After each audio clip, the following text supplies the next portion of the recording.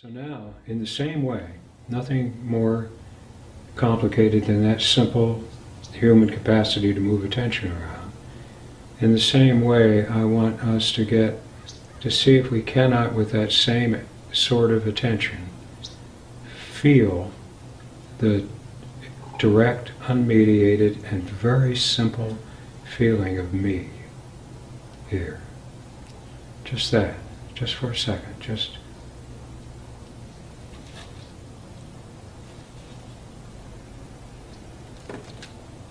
Now in this effort, it's not even as simple as it is in the other cases, probably because it's too simple. What I'm asking us to get a direct conscious taste of is you, and you're here all the time, and you don't do anything. You don't have any quality other than the fact that you feel like you. That's your only quality. It's the only thing here that's identifiable as you.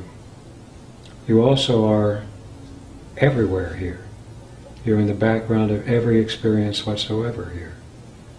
So that the very fact of the spread of your presence here, the ubiquitousness of your presence here, makes it difficult also for us to focus attention on that feeling, the feeling itself being so tenuous and it being everywhere at the same time makes that difficult. Sometimes the effort pays off. Never is it possible to stay with the feeling of me for very long.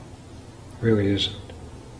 I suspect that the reason for that is that A, I'm not very interesting.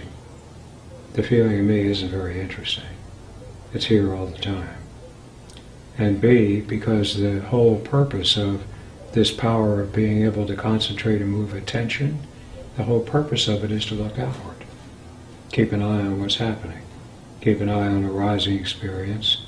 Keep an eye on what's coming in, what was here a little while ago, what might be here a little while from now. So that actually to try to get a direct taste. The amazing thing about this act is, though, that, and it seems almost self-evident, that you can't fail. You can fail to notice that you have actually made that contact, but you can't fail to touch yourself with your own attention. It's just not, it's absurd to think that it's possible. Now what we've found, and this is all there is to it, this is the entirety of what I have to offer people, what we just did here. And what we have found, and this is something that continues to take me by surprise, is that almost without exception, and as time goes on we'll see, you can talk to me some other time in the future and tell me about this, but almost without exception, once that act is taken in the way we just did now, whether you felt like you succeeded or didn't succeed, whether you felt like there was anything to it or not to it, once the effort is made, a couple things begin to happen.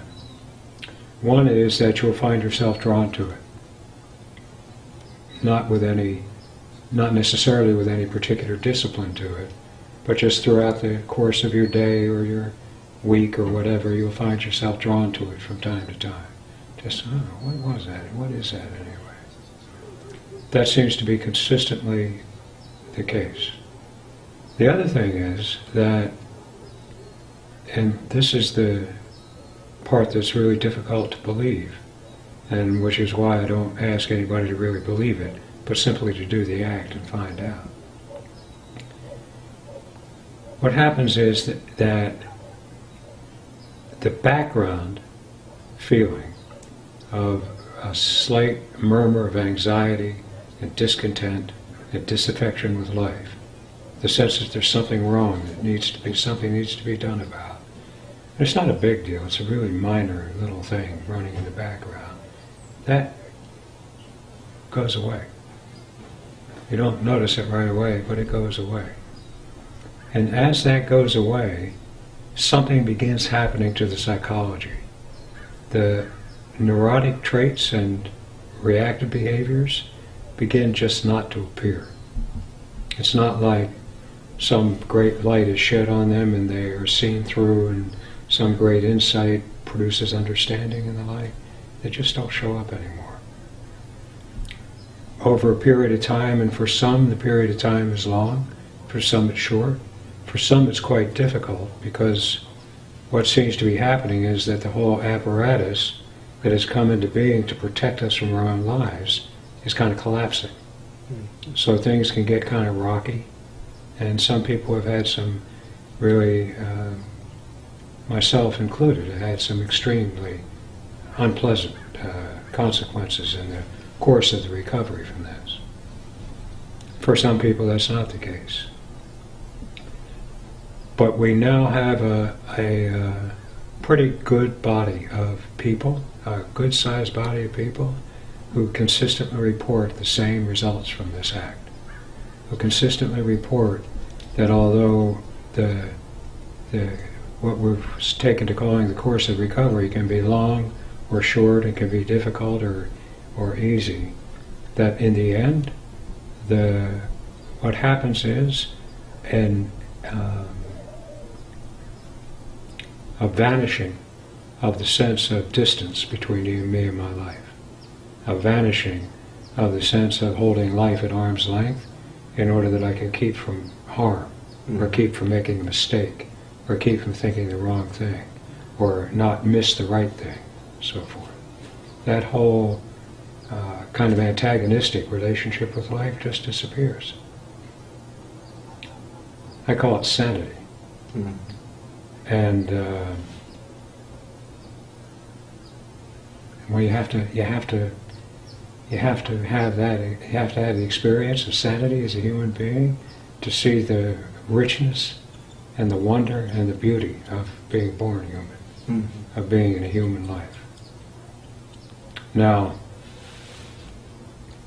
as I say, we have a whole bunch of people now, thousands, literally thousands, of people who report that this is the case with them. This is what's happening with them. And that it takes just that one look, and the outcome almost is, well, I know of no exceptions. I'm assuming there are, but I know of no exceptions. Almost without exception, what ends up is satisfaction, fulfillment, an end to the antagonistic relationship with life, and beauty beyond description. So that's what I have that's what I have discovered. There are a lot of when I talk about this, and when people talk to me about it, there's a lot of things that come up that about teachings and understandings and metaphysical positions and so forth.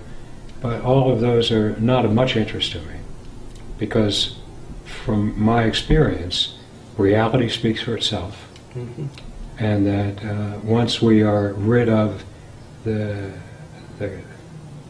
disease that keeps us at arm's length from our own life, reality speaks very clearly. So that's what I'm here for. That's what I'm up to. Thank you. And I want to bring this suggestion to everybody in the world, because it's so simple, because it takes nothing, costs nothing, you don't have to understand anything, you don't have to get rid of anything you do understand, you don't have to believe anything, you don't have to get rid of any beliefs, you just have to take this one act.